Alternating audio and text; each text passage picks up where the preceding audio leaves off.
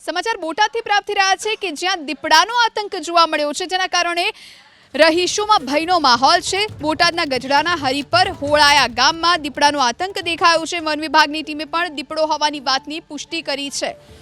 હરિપરથી હોળાયા તરફ જતા રસ્તા પર લોકોને સાવધાન રહેવા માટેની પણ અપીલ કરી છે। તો બોટાદના ગઢડાના હરિપર હોળાયા ગામમાં દીપડાનો આતંક છે। વન વિભાગની ટીમે દીપડો હોવાની વાતની પુષ્ટિ કરી છે। हाँ, हरिपुर अने ओळाया जे वच्चेनो विस्तार छे जे काचो रस्तो एना सीममां दीपड़ो छे।